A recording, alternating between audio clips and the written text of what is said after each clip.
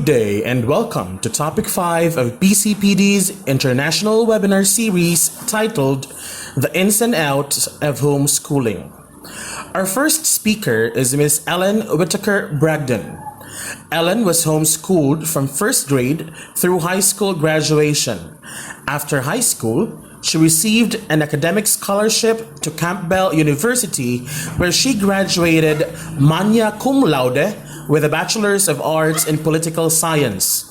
She then went to the University of Alabama at Birmingham, where she graduated summa cum laude on Master of Arts in History with a GPA of 4.0. Ladies and gentlemen, our first speaker, Ms. Ellen Whitaker Bragdon. Good morning. This is Ellen Bragdon. My good friend Winston asked me if I would be willing to come online and share a little bit about our homeschooling journey for those of you who are thinking about taking the plunge into homeschooling. And I know he gave me a great introduction. Thank you, Winston. But I'd just like to tell you a little about myself personally as well. I've been a homeschooling mom for the last 8 years, 3 of those in the Philippines. I was homeschooled myself, and I knew that I always wanted to give that opportunity to my children if I had the chance. Homeschooling was a really magical and wonderful thing for me. I had a fantastic childhood. I got to have a really personalized education. I got to explore. I had the time and the ability to explore topics of interest to me personally. It's such an efficient method of education that you can get your school subjects done quickly, but you're not waiting for a class of 30, 35 students to continue on, to move on to the next subject. So then you have extra time to devote to things that your children are really excited about. And I think that made a difference, especially for me and my brother in high school when we were thinking about trying to get into college and what our high school transcript should look like. So, for example, I'm very proud of my brother. He was also homeschooled with me, and I got an academic scholarship.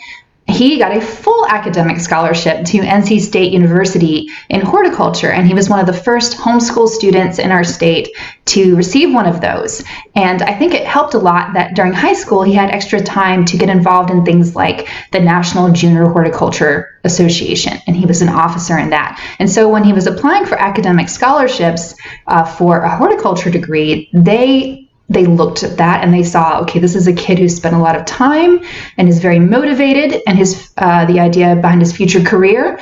And so I think that might have helped a lot. I think that was really helpful. And at this point, he has a doctorate in plant genetics, and he is the strawberry breeder for the University of Florida. So I enjoy getting to eat the strawberries that his farms are producing. So that's just a little bit about the academic successes that you can have when you use this method of education. Okay, so let me move on to why I'm addressing you in the Philippines right now. It's actually because I have lived in the Philippines for the last 3 years, and I have loved living there. It has been such an adventure for me and my family.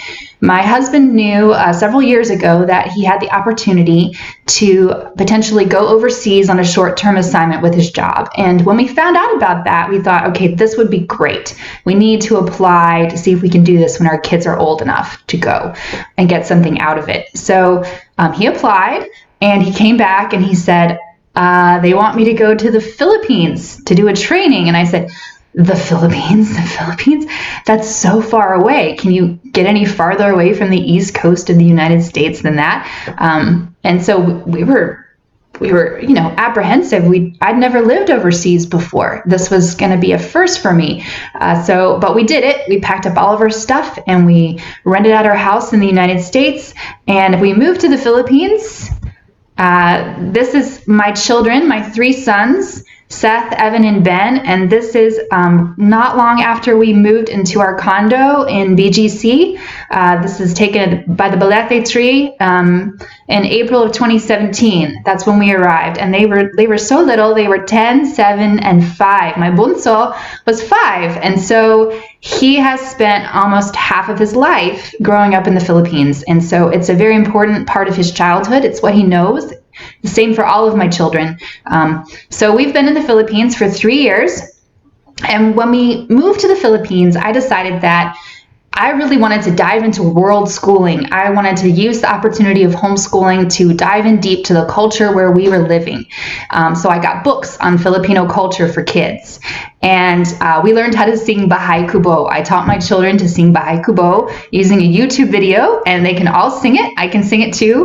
We got books from National Bookstore on Philippine plants and animals, and we would learn all about the different trees, and it was really, really great. So I'm so glad that we got to dive deeply into that, and we wanted to go around and explore the culture that we were in. So we had school in our backyard. You can take school anywhere. So this was the area behind our building. We would take our books outside. We went to Baguio, and we enjoyed dressing up like Igorot people, and we learned all about their culture at the museum up there. I highly recommend it. My kids love this. I really love going to museums. So everywhere I live, and whether I'm in the US or I'm in another country, I love to go to a museum, and I love to take my kids. And we learned so much at the Museum of the Filipino Peoples on Rojas Boulevard. So this is their weaving culture room. We learned about rice culture. We got to see some really big, scary ancient weapons from Mindanao, and I've been there multiple times. I highly recommend that as a place to go to teach your kids about culture. We went to Bohol, and Seth got to do the bamboo pole dancing, and he didn't hurt his ankles too badly, so that was good. I took my kids to Museo Pambata. Museo Pambata is the children's museum on Rojas Boulevard next to the U.S. Embassy. And so they could dress up like rice farmers, and they could go to the market and pretend to sell rice by the kilo. So that's a great place to go to teach kids about the Philippines. And we wanted to just be a part of daily life. So I took my kids to the Palenque. I showed them, we got to watch how people make coconut milk. Coconuts aren't something we have in our part of the U.S., so this was exciting for them, just daily life. We tried all the different kinds of pan de sal. My kids, I decided I like pan de coco the best. This is my helper, Marianne. She has been a very important part of our Filipino experience. She's taught us so many Tagalog words and phrases. She's helped my kids enjoy Filipino food. She's taught us how to enjoy Filipino food. And this is her with my bunso, and they are buying snacks at the Sari Sari store. Another very important part of being overseas for us is that we wanted to be a real part of the culture and the place where we were living. And it's very easy if you're an expat to just spend time with other expats. You live with them, you work with them. If your children go to international school, it's full of expat kids. So you might have to work a little bit harder at actually getting to know local people. Is something that we learned when we came overseas. But we joined a Filipino church. We joined Victory at the fort, and we were part of the volunteer kids team. And so we teach kids church to mostly Filipino kids with our team once a month. Our kids would help, and we got to know Filipinos through Bible study. And we also joined a homeschool set of classes, homeschool classes called Homeschool at the Fort. And this was really, really important for us as part of our homeschool journey. I got to know these wonderful homeschool moms. This is my homeschool barkada. So this is Resh and Fati and Hans and Jazz. Jazz became a really special friend, very close friend, and I hope we keep up all our lives, no matter where I am or where she is. And she even agreed to come on today and share with you more about Filipino homeschooling law and Filipino homeschooling providers, because that's something I can't speak on. I can just speak on my experience homeschooling under U.S. law. But anyway, my children would go once a week to homeschool at the fort. I would hang out with the moms, and my kids would learn art, and they would learn Filipino hip hop. And the last 3 years with these ladies has been such a blessing. And I'm so thankful that I got to be a part, and my children got to be part of Filipino homeschooling community. So my point in all this is that I have homeschooled in the Philippines, and if I can homeschool in the Philippines, so can you. It's totally doable. You can do this. Now, that being said, homeschooling under COVID is definitely not what homeschooling usually looks like. We were living in Manila. We were living in Taguig during ECQ, just like a lot of you, and it was a hard experience for us, just like it was for everyone. Everything shut down, and our kids were all of a sudden inside all the time, and that was tough.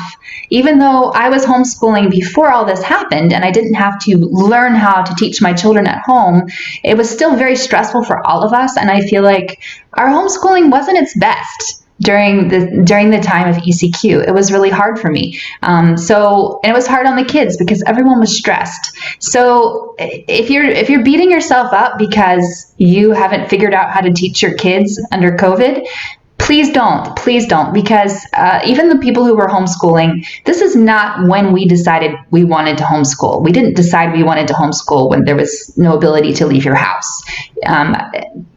That would have been hard for us. That's not why we made the decision, and it's not the conditions we had to start under. So I really feel for you guys, but you can do it. Sometimes you might have to hide in your bedroom and ask your husband to make dinner, or find something to feed the kids because you need a little bit of space. But you can do it. I did it. You can do it. And hopefully as GCQ happens and people maybe can come outside a little more and get some fresh air, that will make things easier on everyone's stress level. Okay, so this is not ideal homeschooling circumstances, but this is your chance to try something new and create a more personalized education for your kids. This is an opportunity. So take this opportunity and see what homeschooling might be for your family. It could really be great. It's going to be different. It's going to look different, but it could really be wonderful. Okay, so while I was in the Philippines, I was homeschooling using U.S. law because my husband was working for the U.S. Embassy, and so that was what our embassy asked us to do. So I was homeschooling under the state law of my home state, which is North Carolina. So I'm just going to give you for some perspective what homeschooling requirements are in my state. Homeschooling requirements vary widely across the United States. Every state has different rules for homeschooling. Some states are very lenient. All you have to do is just tell the state that you want to homeschool, and that's it. Other states, the requirements are very strict, like for instance in Pennsylvania, you might have to meet with a teacher one-on-one every year for her to go over everything that you've done for the year. And that's very intimidating, so there aren't a lot of homeschoolers in Pennsylvania. But North Carolina has very totally usable, not too difficult homeschooling laws, and so there are a lot of homeschoolers in North Carolina, and let me just tell you how we do things. So what you have to do is you register your homeschool with the North Carolina Department of Non-Public Instruction. That's the department that regulates private schools in North Carolina. And you do that during the school year when your oldest child turns 7 years old. Then you need to administer a standardized test of your choice to your students yearly. And you can choose from a wide variety. The CAT test, the Iowa test of basic skills, the SAT, the Woodcock-Johnson test.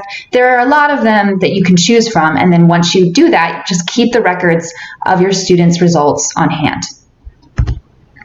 Then you just need to keep school attendance and your vaccination records. And those are really the main requirements that they want you to fulfill when you register your homeschool with North Carolina. And here's the website you could go to if you want to see more about that, just for curiosity. Okay, so one thing that really helps me is I like to read different homeschool blogs, and I like to see what other people are doing. And when I see what they're doing, it gives me a chance to think, oh, okay, well, maybe that's something I could do, or I like that idea. So I thought I would just go through with you a day in the life of our homeschool with a 4th grader and a 2nd grader. So I have children that are in elementary school that I've been homeschooling for the last 3 years. When we moved to the Philippines with just some issues with the international transition, we decided to put our oldest into a small international school. So I was not homeschooling him for the last 3 years.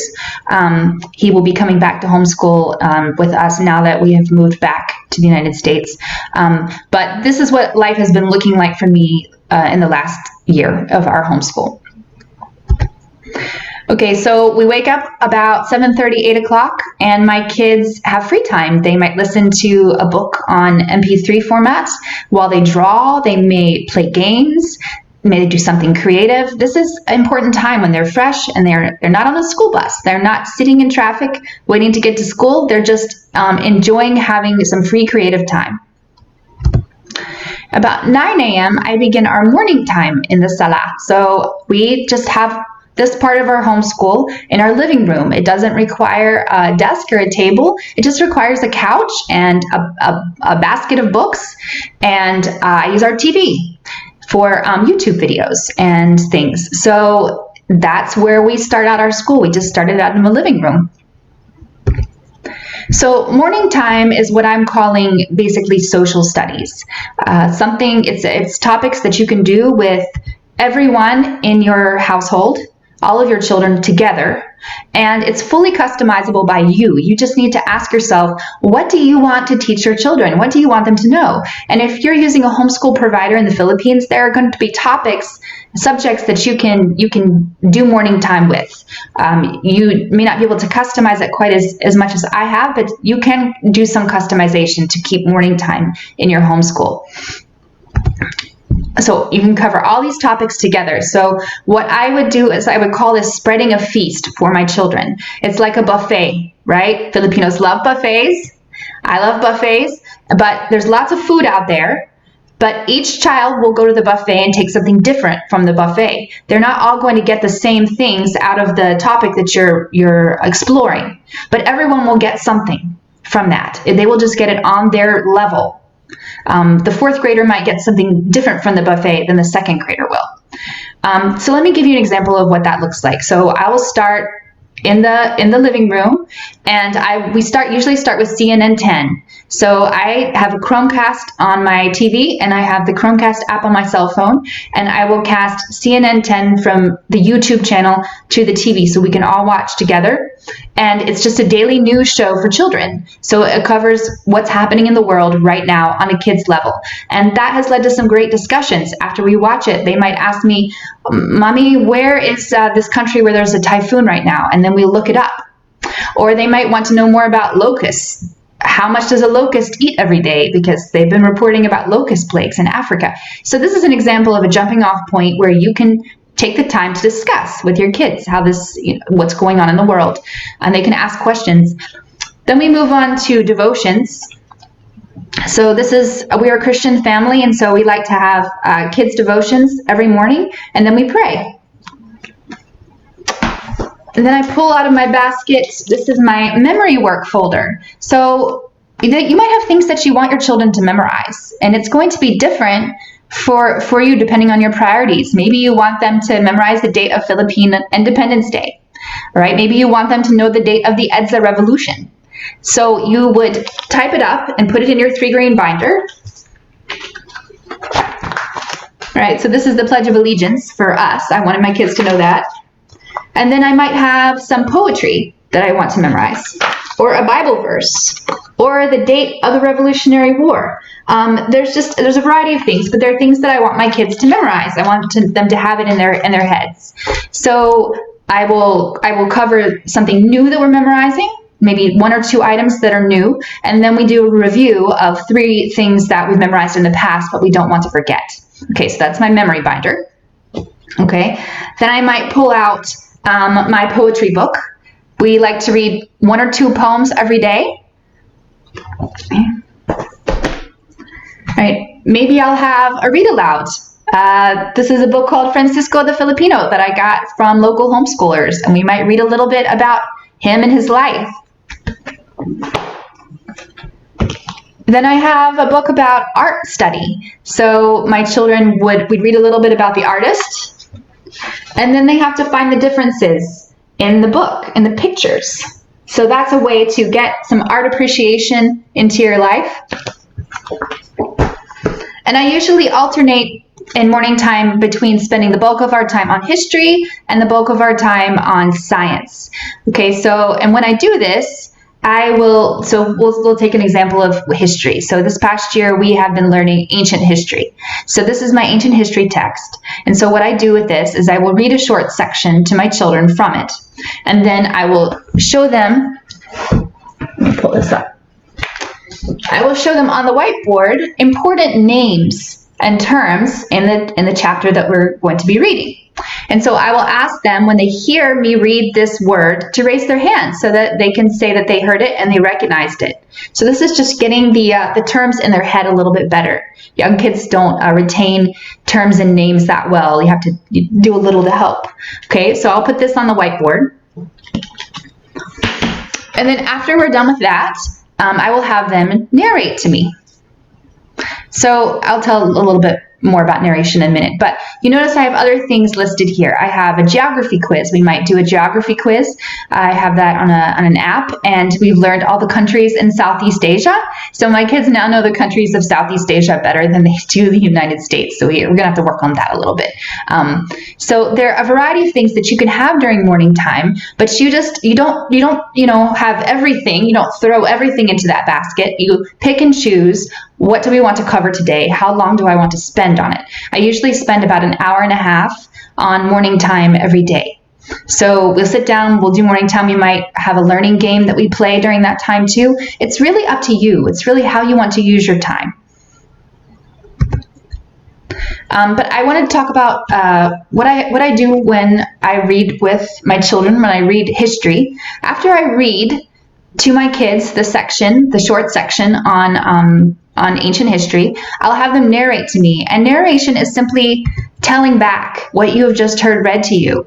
But it's a very powerful tool for memory retention. We don't have to use workbooks and worksheets to make sure that our kids understand or remember what they just read. That's one technique, but it does take a little bit of time. And I think that this technique is sometimes overlooked because it's not as easy to use in a traditional classroom because there are so many children in a traditional classroom. This would be difficult to do. But you can do this when you just have 1 or 2 or 3 children in your home, and they can enjoy it and you can enjoy it and they can get a lot out of it.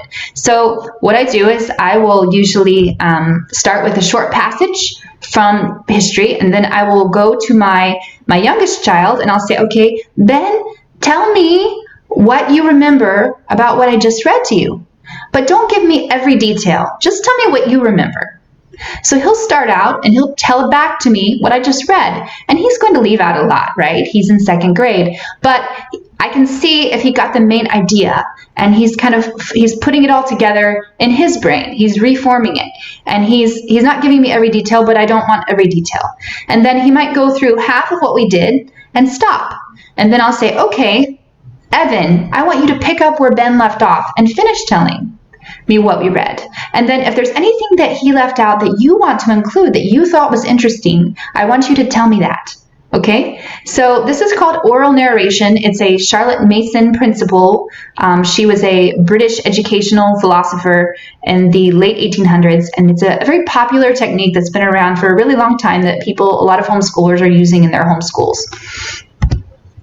But basically, the whole idea is if you can teach it to someone, then you know it. So you're asking your child to teach back to you something that you taught. They're now teaching you, and they're telling you what they think is special or important about what they read. Okay, so now we'll move on to table work. So after we've had our morning time in the salah, we move on to table work, and I call table work school that we need to do at the kitchen table or another space. And I usually start this around 11 a.m. And table work is for skills building subjects. Skills building subjects are subjects that you need to know one skill before you can move on and build on that skill to move to the next skill. Like if you are learning math, you need to know how to count before you can add, and then you need to know how to add before you can multiply, and you need to know how to multiply before you can divide. If we're talking about grammar, we need to learn how to, make sentences before we can move on to making paragraphs. So skills building subjects are things that are done on a more individual, customized grade level. So they are something that we're doing on the grade and ability level of each individual child. So when I sit down at the table with my 2 kids, I put myself in the middle, and I have Ben on one side of me, and I have Evan on the other side of me. And they each have their own stack of books that they're working on, and I'm working with both of them, and I'm trying to alternate who I'm working with depending upon who needs work, who needs my help, and who can work independently. So I'll give you as an example some of Evan's work. So this is his spelling book. So I have him do a page in his spelling book every day. He also does a page in his grammar book every day.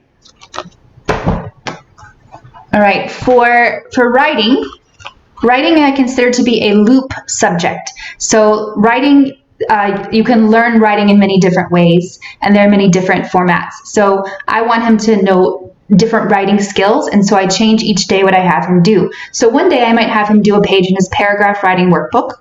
The next day I might have him do a journal entry.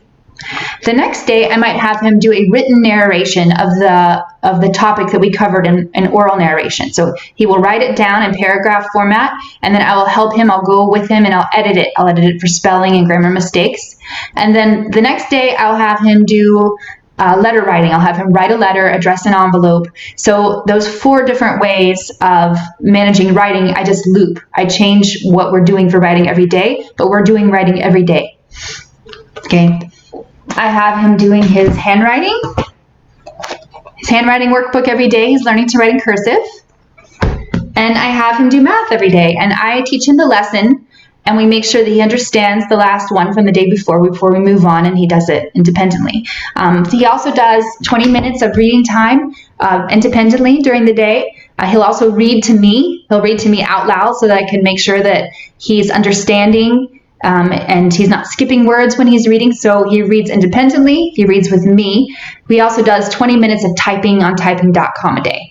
And he does 15 minutes of piano practice. So those are his table work assignments that I write down in a 3-ring spiral notebook for him every day. So every night I just write down in his notebook, just a notebook like this. Very simple. I write down his assignments for the next day. So if he wants to get to work on them early when he gets up in the morning and get a little bit ahead for the day, he can. And he likes to do that sometimes. Evan's work usually takes longer than Ben's work because Evan is in 4th grade and Ben is in 2nd grade. So a lot of times I can get Ben's table work done in about an hour before lunchtime. Evan's takes longer usually, and so he doesn't get done until probably about 1:30 after a lunch break. So I would say it takes him probably it takes him double the time that it would take a 2nd grader to do his work. Okay, so now we're going to talk about some of the tips and tricks for homeschooling success that I have picked up over my last 8 years. And so hopefully this will make your homeschooling go a little more smoothly, whether you're using a provider, whether you're going independent. But we all can use tips, right? Okay, so my number 1 tip is have a scheduled time for homeschool every day and stick to it. How do you eat an elephant? You eat an elephant 1 bite at a time. So small, consistent steps make a huge difference. You do not need to spend all day doing math. You need to do math, 15, 20 minutes a day, every day, and then you'll see results. So for me, that's the best time for us to have homeschool is in the morning. That's when we're the freshest. That's the best time for us. But it may not be in your family. You just need to make sure that you have a block of time, at least 3 hours, set aside every day for, at least for 3 hours for kids, I'd say, 2nd grade and above. You need to have a block of time set out every day that you're always going to be doing homeschool. There's not going to be a lot of interruptions. You're not going to agree to run errands for for Lola during that time. This is your homeschool time, and it's a schedule, and you're sticking to it. Okay, all right. Do not attempt to make banana Q and teach math at the same time, all right? So we're all guilty of getting distracted and trying to multitask too much. And when we do that, our children get frustrated and we get frustrated. So when there's a subject that I know that my children need help with, I need to be sitting at the table with them, maybe with a book or on my phone or doing something that is easy for me to turn away from to help them when they have a problem, when they don't remember how something is spelled or they don't remember how to do this particular math technique. So don't allow yourself to become distracted.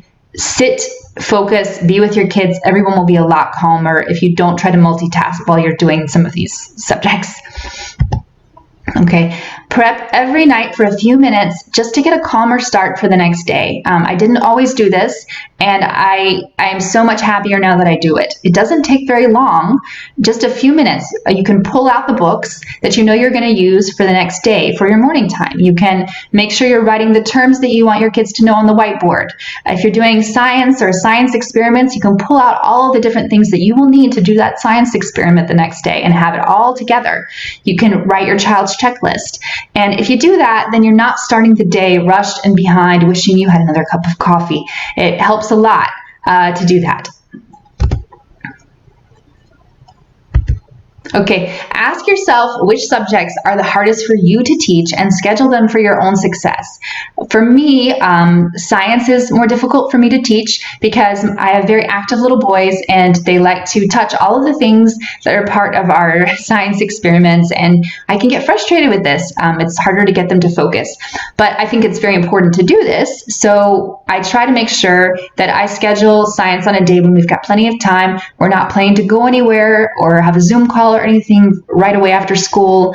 I try to think about which days are easiest for me to schedule that subject, and I make sure that I've got it on those days. Plan for your own success. Get your children invested in their own learning. Incorporate their interests whenever possible. That is one of the biggest benefits of homeschooling. Your child's going to have to do a writing assignment, but make it a writing assignment on something that they really enjoy learning about. Maybe, and it doesn't even have to be educational, have them write a story about Minecraft or Roblox. Let them use their imaginations. They're still writing, but they're writing about something that fires them up and gives them joy. And you can talk about creative writing techniques in that. Maybe they want to know more about a particular subject. Some days I've just decided to scrap science and history, and I call it question day. And I just say, what are some things that you have had questions about? Tell me, what do you want to know? And they will give me the most interesting questions. And we will Google the answer, or we'll find a YouTube video on that subject, and we'll watch it together. And I'll type up, what did we learn? What was your question? And what did we learn? And they really love those days. They ask to have those days more often probably than I'm ready to do them, because I want to get through the science and the history book. But that's important. It's very important. It's part of the reason why you're homeschooling. It's one of the benefits. So enjoy it. All right, if you're working with more than one student, alternate between teaching and independent work to avoid frustration. And what I mean by this is that if you've got one child sitting next to you who needs you to teach math to them, and another child sitting next to you on the other side who doesn't understand his grammar assignment, you're going to get frustrated if you're trying to work with both of them at the same time. So what I've done is I will ask, for instance, my younger child, I'll say, okay, you need to do your independent reading for 20 minutes. I'm going to give you your timer and take your book, and I want you to read right now while I'm working with Evan on math, because I know that I need 20 minutes to teach Evan, potentially 20 minutes to teach Evan his math assignment for the day. And that way I know that Ben is not going to interrupt me with questions, because he's doing something that he can do independently for that entire block of time. So I try to think of it that way. I try to make sure that if I'm teaching one student, the other student is doing independent work.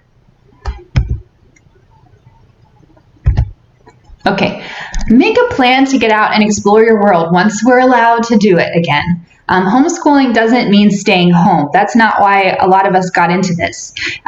It means that you want to make the world your classroom. You want to make your community your classroom. You want to get out there and be in it. You're not planning to always be within the four walls of your own home.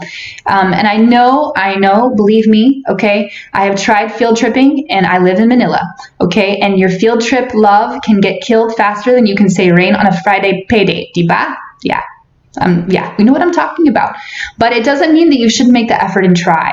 We have gone to beautiful things a day trip away. You just plan to spend a lot of the day in the car. Mount Puro Nature Reserve in Antipolo is a great place to go. So is the Pinto Art Museum.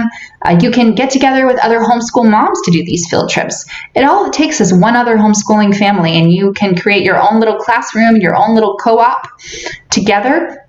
And so just find other homeschoolers that are doing the same thing as you are and get together for certain things. You know, maybe you want your children to practice giving speeches, and so they might have to make a PowerPoint and present to the other family. You don't have to have a formalized outside class. in order to be able to add some variety to your homeschool. Just find friends and get them to do it with you.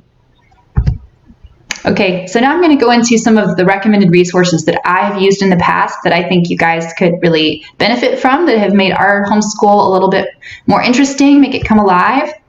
So I already mentioned CNN 10, which is daily news for kids. You can find them on their YouTube channel. So what I do is I just use the Chromecast app on my phone, and I have a Chromecast, which you can buy in the Philippines. I think I've seen it on Lazada or Shopee. And you can plug that into your TV, a screen of some kind, and then you can just cast the YouTube channel directly from the YouTube app to your TV if you want to make it a little bit bigger. And that's how I do it. We also use a Cetera map quiz. You can use either the app or the website, and it lets you customize the region of the world that you want to memorize countries. You can memorize capitals, you can memorize regions, you can use their website or an app to do this, and that's kind of how we do our geography quizzing.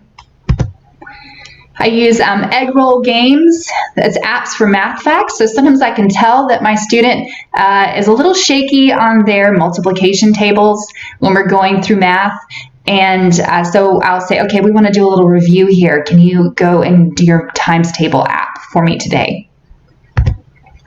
Worksheetworks.com has been a good resource for me. I've used it for customizable handwriting. All you need is a printer. It's free. They also have, math worksheets. There's a lot to explore on that website, and I've used it for making handwriting more interesting. I just type up a phrase from a book that they love, and then they're more excited about learning how to write it down. They're more excited about getting that spelling in their heads by handwriting than they would if it was just from a regular book that, the same workbook all the time. So to vary things up, that has helped me.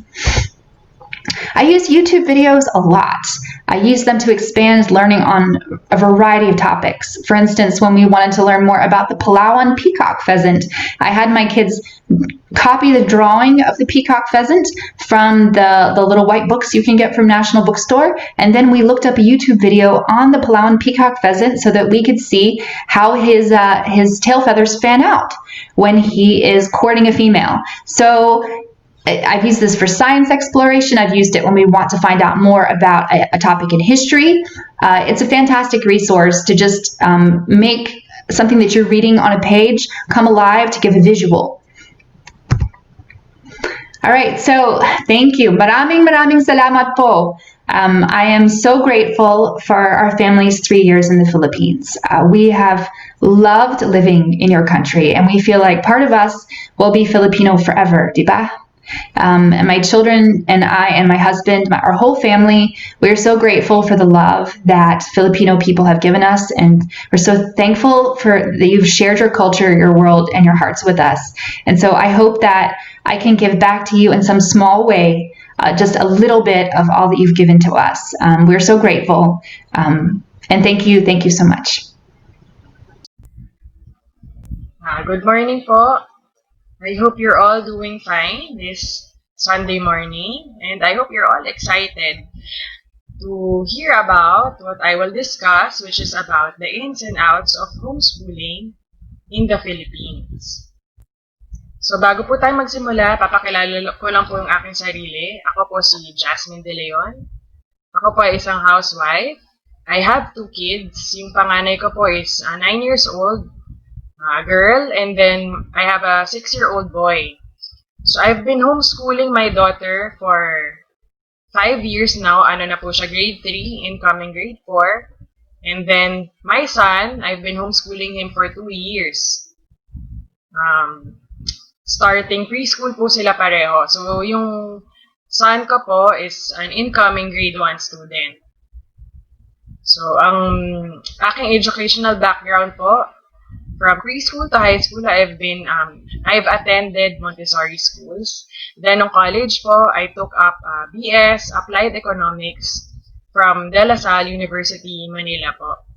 So, after graduating, I was employed in an international shipping line, and I also worked for an international bank before becoming a full-time housewife. So, yun po yung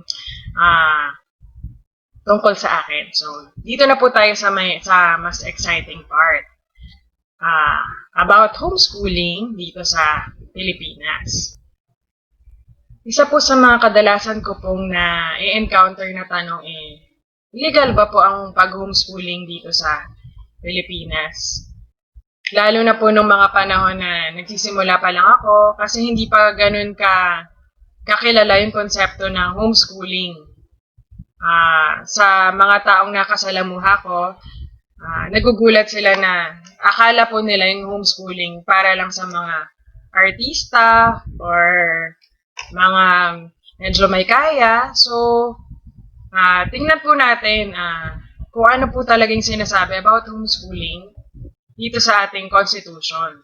So, dito po sa Article 14 ng ating Constitution, under po na Education, Science and Technology, Arts, Culture, and Sports Education. Medyo mahaba po So, skip na lang po tayo dito sa part na sinasabi po yung about homeschooling. So, sabi po dito, the state shall establish and maintain a system of free public education in the elementary and high school levels without limiting the natural rights of parents to rear their children. And elementary education is compulsory for all children of school age. Mag-focus po tayo dun sa statement na without limiting the natural rights of parents to rear their children. So, sinasabi po dito na meron pong karapatan ang mga magulang kung paano nila ipapalaki ang kanilang mga anak. At isa na po dito yung paraan ng pag-aaral ng mga anak nila. So, base po dun sa statement po na yun, gumawa po si DepEd ng memorandum noong 1997 na ang memorandum po na to ay Memorandum 216 Series of 1997 po. It's entitled the Home Education Program. So, sabi po dito sa article ng Business Mirror, ang title po ng article na ito ay Homeschool provides learners and parents the freedom to explore. Na itong memorandum po ng DepEd encourages and protects over 12,000 homeschoolers in the country. So, noong 2016 po, meron na pong 12,000 homeschoolers dito sa Pilipinas. So, imagine the number po ng homeschoolers. Ako po nung nag-start po ako mag-homeschool, hindi ko alam na marami na palang tao na gumagawa po nun dito sa Pilipinas. Kasi alam ko sa Amerika lang po yun ginagawa. Tapos, ang alam ko nga po, yung mga nag-homeschool din, mga artista, kasi mas swak po sa schedule nila yung homeschooling. So, apparently, hindi po pala marami na pong nagpa-practice na homeschooling dito sa Pilipinas. Ang susunod ko na naman po na i-discuss ang mga types ng homeschooling po dito sa Pilipinas. So, may iba-iba pong paraan ng pag-homeschool dito sa Pilipinas. Pero ang pinaka-common po na type ng homeschooling is to enroll under a provider. So, ano pong ibig sabihin nun na under a provider? Meron pong mga schools na nag-o-offer ng homeschooling program. Tapos sila na po yung, kumbaga, i-enroll niyo po yung anak niyo dito sa mga school na to, sila po yung magpo-provide ng materials, sila po yung magpo-provide ng curriculum. So, yung materials at yung curriculum, kayo po ang magtuturo sa mga anak ninyo. So, ngayon po, ito pong mga providers na i-mention ko po, these are just some of the DepEd accredited homeschool providers that I know. Marami pong homeschool providers ngayon, lalo na po during this time of COVID-19 kasi po wala tayong choice kundi really to shift to online education for our kids.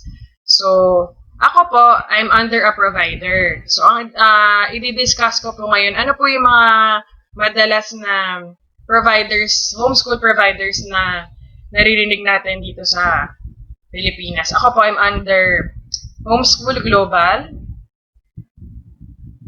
Ang curriculum po na ginagamit dito ay may choice po kayo. You can either have an open curriculum. Ibig sabihin na open curriculum, you're open to choose the books and yung type ng learning na naayon para sa mga anak ninyo. So, we have the choice of having the open curriculum, or we also have the Bob Jones University curriculum or the Alpha Omega Publications curriculum. So ako po, ang ginagamit ko po ay yung Bob Jones University curriculum. Hindi ko po kinuha yung open curriculum kasi unang-una po, I'm not an educator. Wala po akong experience sa pagtuturo talaga prior to homeschooling. At I was educated in traditional school, so mas gusto ko po na nakahanda na lahat ng lessons ng anak ko sa araw-araw. Tapos i-guide ko na lang po sila. So, blessing po itong mga curriculum na available dito sa Homeschool Global, particularly po yung ginagamit ko ngayon na Bob Jones University because align po siya sa values ko bilang magulang. Tapos, araw-araw po naka-ready na lahat ng activities na kailangan gawin ng mga anak ko. And meron po mga video lessons na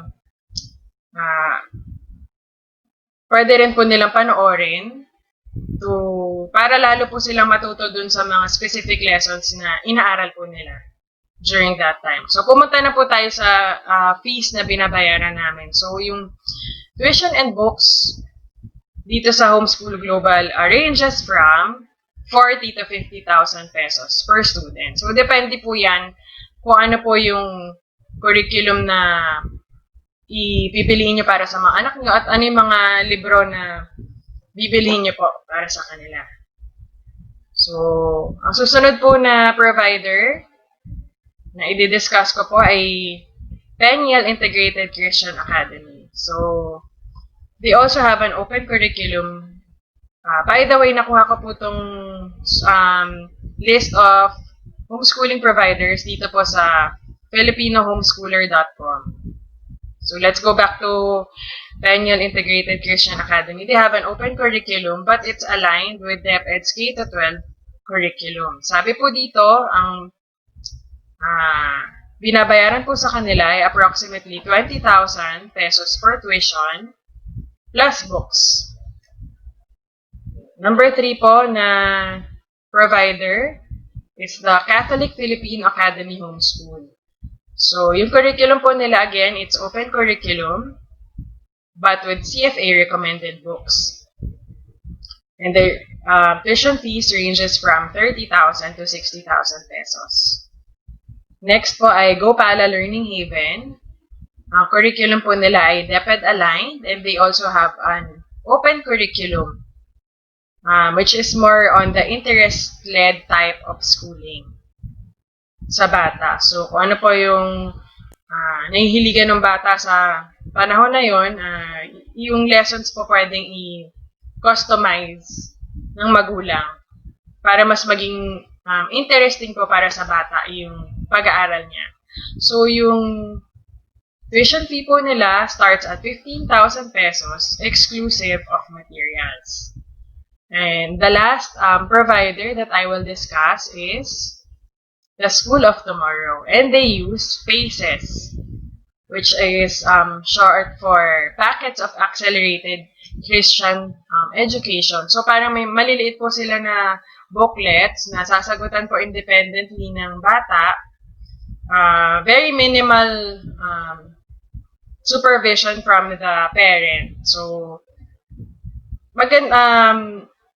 I've seen some of my friends, homeschooling friends, are under School of Tomorrow po. So, maganda rin po siya yung yung paces nila. So, ang fees nila ay ranges from 21,500 plus per student. So aside from being under a provider, there are other homeschoolers who opt to go the independent way. So ano po tong independent homeschooling? Kasi marami na ho ngayon na free resources online. Mga videos, mga e-books, customized mga curricula. So sa totoo lang, pwede po tayong mag-homeschool nang walang bayad dito sa Pilipinas. I have friends who are very courageous in this aspect. Ako po, hindi pa po ako ganun katapang na mag-independent homeschooling. But talagang saludo po ako sa mga independent homeschoolers because they are very patient in making their own customized curriculum for their kids.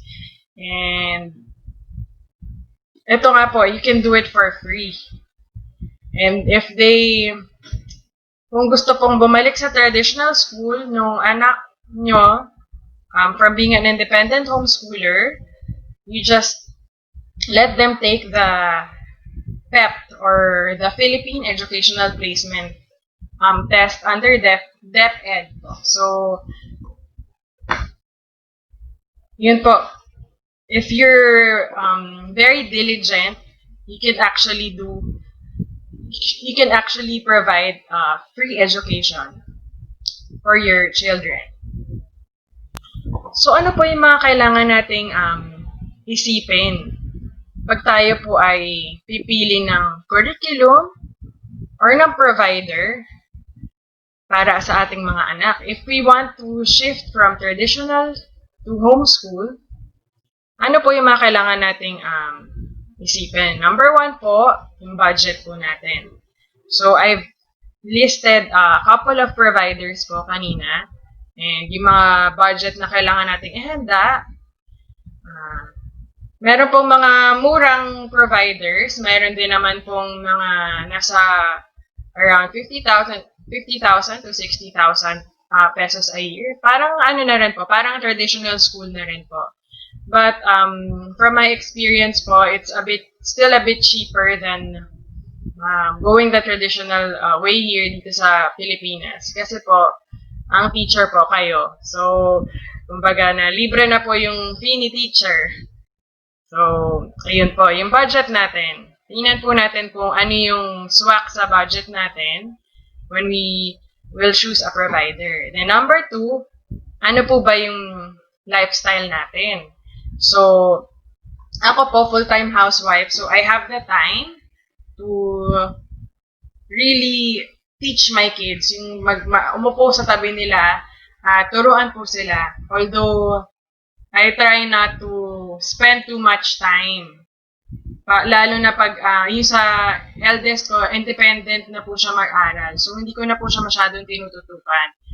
Kami po, wala kaming helper sa bahay. So, aside from doing the chores, I also teach my kids. So, kailangan pong ayusin yung schedule namin in such a way na nababalanse po namin lahat. So, yun po, kailangan po natin malaman kung ano po yung lifestyle natin. Kayo po ba ay nag-work full-time? So, marami pong homeschooling parents that are also working full-time.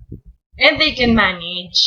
It's overwhelming po sa simula, pero kung gugustuhin po talaga, makakagawa ng paraan. So, lifestyle ba? Do you have a business? Kasi, kung may business kayo, pwede niyo isama yung mga anak niyo habang nandun po kayo sa opisina, habang kayo po ay nagtatrabaho, yung mga anak niyo nag-aaral, dala yung mga libro. Meron din po ako kilala mga ganong homeschooling families. So, depende po, kayo ba ay jet setter or palipat-lipat na ibang bansa. So, okay din po itong homeschooling kasi hindi nyo na po kailangan isipin na, naku, yung anak ko mag-absent sa school. Dalhin nyo na lang po yung mga books and then, yes, you can study with them even in the plane. So, okay po yung homeschooling kasi you will have more time with your kids. So, okay, I've discussed yung budget, yung lifestyle ninyo. And then number 3, ano po yung values nyo as a family?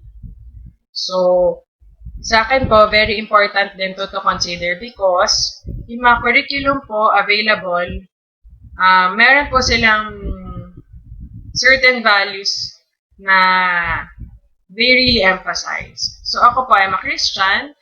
I want my kids to have a Bible-based education. So I chose a provider which is aligned with my values. So, ang pinili po naming mag-asawa ay Homeschool Global. So, aside from your values as a family,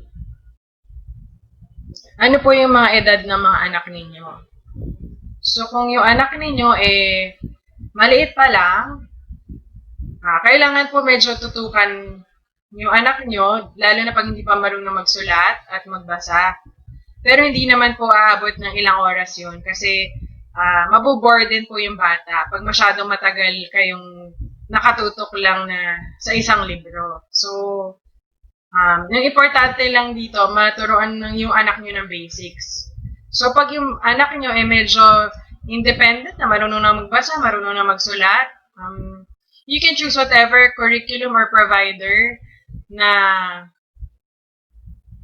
nagfi-fit sa anak nyo at sa inyo rin po na at least kasi pag independent na po yung bata, pwede nyo na lang siyang iwanan ng mga lessons na kailangan niya aralin for the day.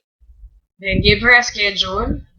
And then siya na po bahala kung paano niya tapusin yung mga iniwan niyo pong aaralin niya for the day. So, parang may homework ka rin, ganun po, na iiwan sa mga anak ninyo.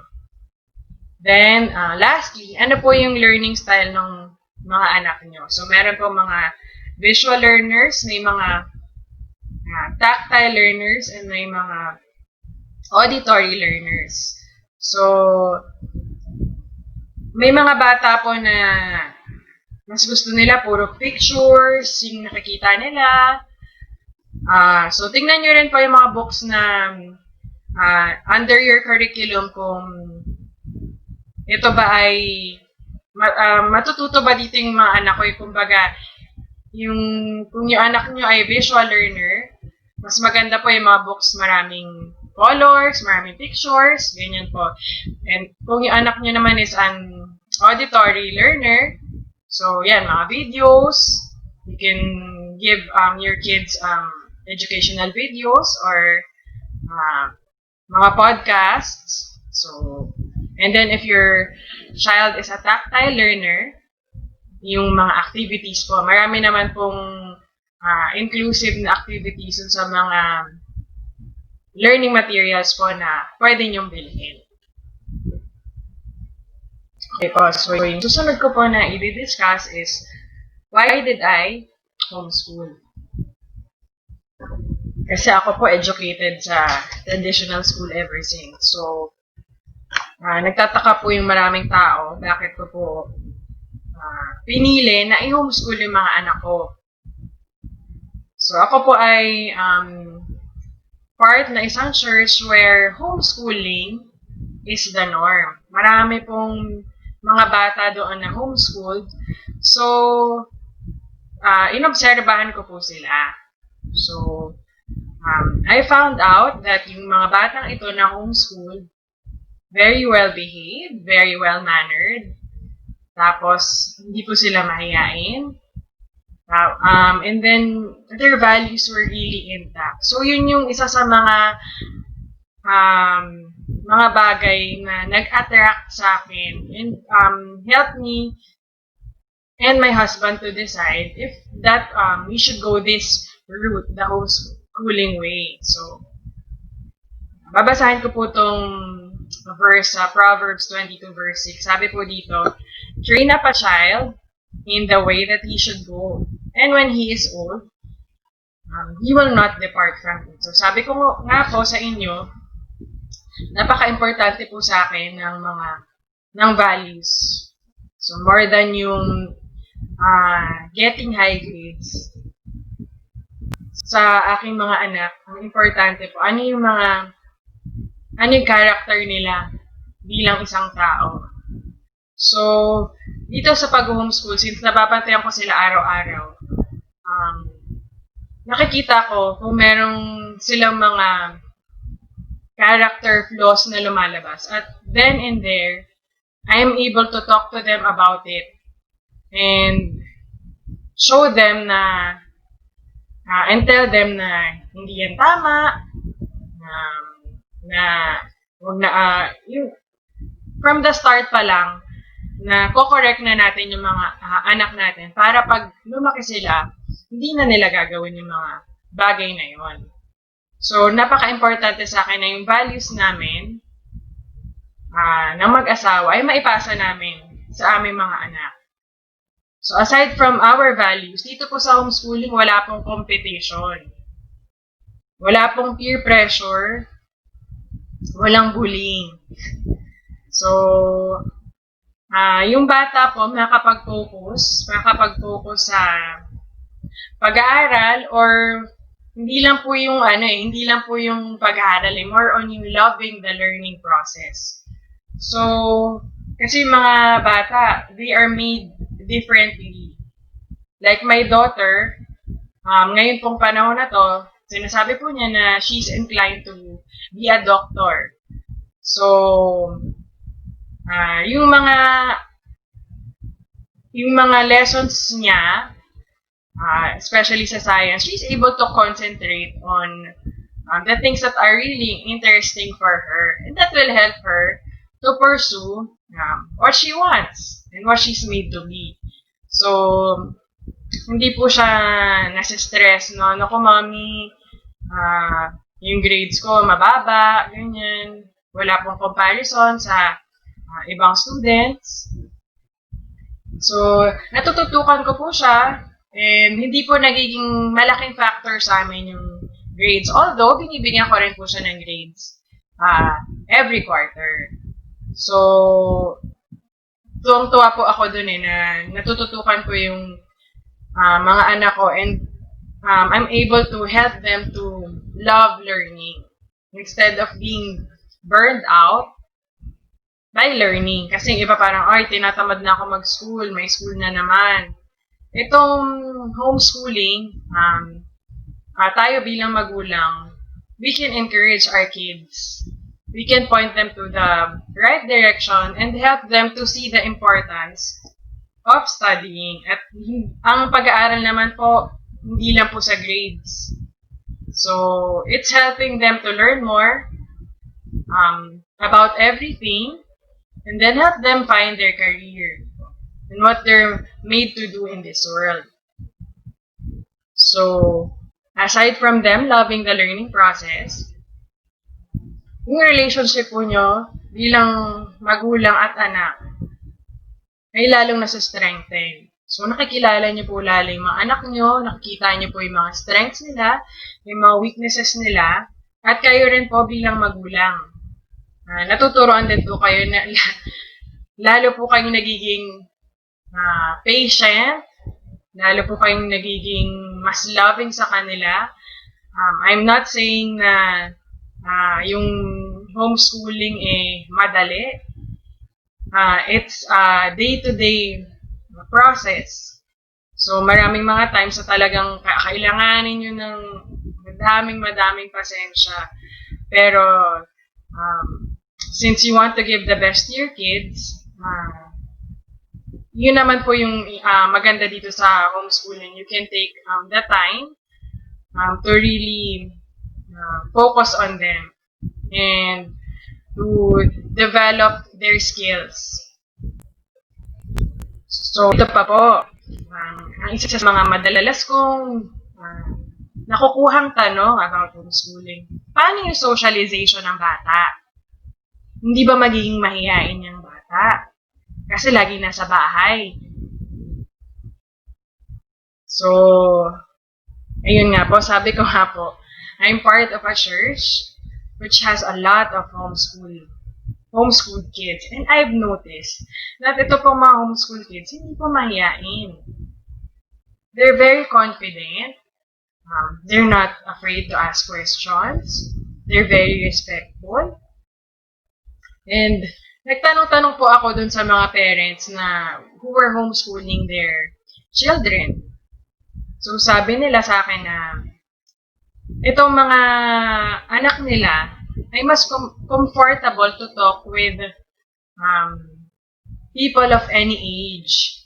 So kahit na po matatanda, kahit mas bata sa kanila, okay lang sa kanila makisalamuha sa mga tao kasi hindi sila restricted to just their age group.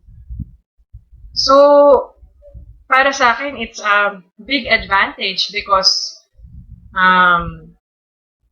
hindi po limited yung mga anak natin when homeschooling. They're just kids their age. You can actually train them to be confident and to hindi po mahiya to speak for themselves even in the midst of adults and how to be gentle with other kids. Kasi po sa totoo lang yung mga bata po pag pinagsama-sama niyo po sila, madali lang po silang maging magkaibigan. So, walang problema po yung mga bata sa pakikipagkaibigan. Yung mga adults lang po yung medyo marami na pong issue sa pagkakaibigan. Pero yung mga bata, walang problema sa kanila. So, it's a matter of making your children confident on how to communicate with others. Hindi lang po sa mga peers nila, but even with adults and smaller kids. So, yun. Then also, my kids are part of homeschool co-op. We are a group of homeschoolers. So, yung mga anak namin, we enroll them in Homeschool BGC at the fort. We have yung MAPE, which is yung music namin is musical theater, and then we have art lessons, and we have dance lessons, yung hip-hop po. So, mayroon din po silang, marami rin pong opportunities yung mga bata, yung mga homeschooling kids to socialize with kids their age. There are a lot of homeschool co-ops out there. Kung saan man pong lugar dito sa Pilipinas, ang dami-dami na pong mga homeschool co-ops available. You just have to know where they're located. And, yeah, madali lang po mag-connect sa mga homeschool co-ops. And the homeschool parents and families are more than willing to really reach out to other homeschooling families. And also, sa socialization. So every moment is an opportunity to homeschool. So doing chores, errands, pag nasa labas, pwede nyo pong obserbahan yung anak nyo, utusan nyo, para hindi po siya mahiya to do everything. Tapos yung mga chores sa bahay, yung mga life skills, it's also part of homeschooling. So hindi lang po tayo limited sa academics. So, lahat ng areas of your life, you can train your kids. Doing chores, paano bumili ng ganyan, paano mag-budget, ng grocery, paano maglinis ng CR. These are the skills na hindi na po natin masyadong natututukan ngayon kasi mas gusto natin na yung mga anak natin mataas yung grades. But then, we also have to teach our kids these life skills. Paano magluto, paano mamilin sa grocery, paano mamalengke. So, these are important things that they also have to know for themselves. So next po, I will discuss our daily homeschool routine. So, sa akin pong preschool, siguro po yung schooling namin, more or less 1 to 2 hours. Masyadong matagal na po yung 2 hours para sa preschool. So, nagsisimula po kami ng devotion time or our Bible lessons. And then, we answer our main workbook. So, part na po yung learning the alphabet, writing, science, meron na pong nakasama doon na social studies, history, yun. So, hindi po siya separate books. Para sa amin po, it's just one book, tapos halo-halo na po yung mga topics doon sa loob ng book na yun. So, aside from that, we also have math, and then we have additional phonics exercises, and we also have a Filipino workbook. So, we try not to be too academic pa with the preschoolers kasi ang gusto natin i-establish lang yung foundation nila na, this is how we do our learning, and more on yung teaching them how to read and to write. Para pagdating nila nung elementary, medyo magiging independent na sila. So, yun. Sa preschool ko po, approximately 1 to 2 hours. And then, for my grade 3, siguro mga 3 hours per day po. So, actually, sa grade 3 ko po, yung sa daughter ko, she studies on her own na. Ever since nung grade 2 pa siya. Kasi mas maaga po siyang natutong magbasa at magsulat kaysa sa po dito sa aking bunso. So, nung nag-start na siya matutong magbasa at magsulat, hinayaan ko na po siya mag-aral. Tapos, sinitsakan ko na lang yung work niya. And then, pag meron siyang hindi maintindihan, that's just when I intervene. And I give her more exercises or we spend more time for her to understand the topic. So, ano yung mga inaaral niya per day? So, of course, we start with our Bible lessons. Then, we have math, English, we have reading, literature, we have Filipino, tapos meron din po kaming social studies or araling panlipunan. We also have spelling, and then we also have world history. We also have a MAPE textbook, but yung MAPE po namin talagang kinukuha po namin dito sa homeschool ko kasi hindi po ako magaling magturo ng sayaw at saka PE, so hindi ko po strength yun. So, talaga in-outsource ko yung subject po na yun.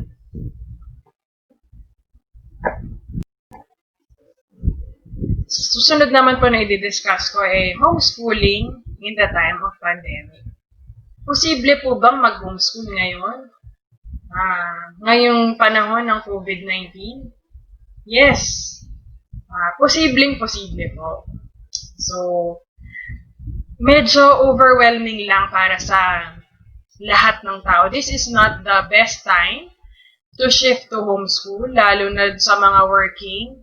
It's not the ideal time and it's not the ideal situation. But as parents, we have to choose what's best for our kids. So, since wala pong face-to-face interaction po na ngayong year na to,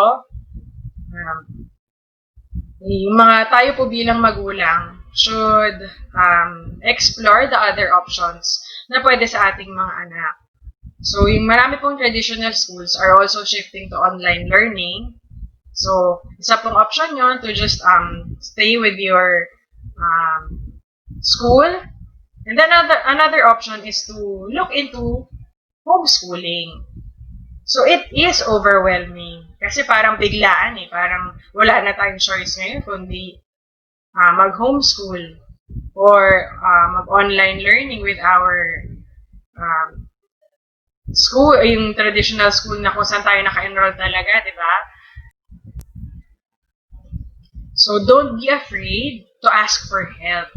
Sabi ko nga po kanina, a lot of homeschooling parents are more than willing to help you out. Meron pong group marami pong Facebook groups na talagang dedicated to homeschooling, and then you can ask all the questions that you need there. So, huwag po kayong hiyang humingi ng tulong. Ako po, I've been homeschooling for 5 years, on my 6th year na ngayon. Humingi pa rin po ako ng tulong. Kasi may mga panahon na it's really too much for me. So, susunod po, Huwag po kayong mahiyang humingi ng tulong, and then you can outsource the subjects and topics which are not your strengths. So, ako po, hindi ako magaling sa math, hindi ako magaling sa mga PE.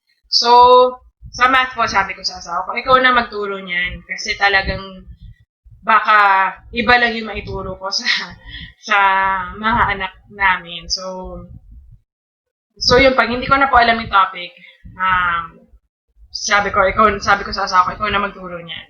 So, kayo po, if you're not confident with a particular topic or a particular subject, you can look for other online sources. Marami pong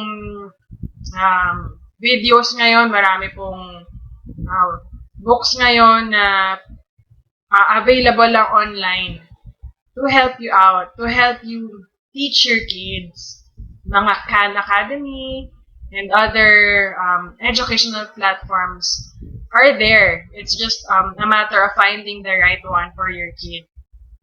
Then also, aside from all these online sources, you can also enroll them in tutorial classes or specialized classes. Diba? So, ayun nga po, ako, I wanted my kids to be confident pa rin when they are in front of other people. So, in-enroll ko sila sa dance, in-enroll ko sila sa musical theater, para lang hindi sila mahiya pag humaharap sa mga tao. And it really helped them a lot. I cannot do that on my own kasi hindi ko naman specialty yun. So, I enrolled them in specialized classes. And nasa sa inyo po yun bilang magulang to see kung ano po yung mga subjects or mga topics na pwede nyo i-outsource sa iba. You really have the freedom. So next po, when homeschooling, marami po talagang times na it will be stressful for you and your child. So pag wala po kayo sa mood na magturo, huwag niyo pong pilitin yung sarili niyo. Pwede pong masama yung pakiramdam nyo or you're under a lot of stress sa trabaho nyo. Just go ahead and take a break. So ako po pag ganon, sabi ko sa mga anak ko, okay, let's have a break now. Kasi hindi ko kaya magturo. Kasi nararamdaman din ng mga anak natin pag wala tayo sa mood magturo or pag stress tayo. So, instead of them loving the learning process, baka tayo pa yung discourage sa kanila. So, you can always take a break. And bawi na lang kayo pag merong may yung panahon na refresh na ulit kayo and you are ready to teach your child again. So, lastly, let me read from Psalm 127 verse 3, which says that children are a gift from the Lord. They are a reward from Him. So, mga anak daw natin ay regalo mula sa Panginoon and reward galing sa Kanya. So, if we see our kids as a gift and as a reward from the Lord, it will be easier for us to teach them. Kasi hindi sila burden. They are not, hindi sila binigay sa atin para pahirapan tayo. They are a reward from the Lord. So, when we see that we have this reward from the Lord, we want to give them the best. So, when choosing whether to go to shift to homeschooling, let's see our children as a reward from the Lord. And then, malalaman natin kung ano yung the best na pwede natin ibigay para sa mga anak natin. So, maraming salamat po sa pakikinig sa akin. I hope this answered a lot of questions. I'm not an expert on homeschooling. Marami pa rin ako kailangan matutunan, but at least I hope that I was able to give you and answer basic questions regarding homeschooling in the Philippines. So, thank you very much and have a great day.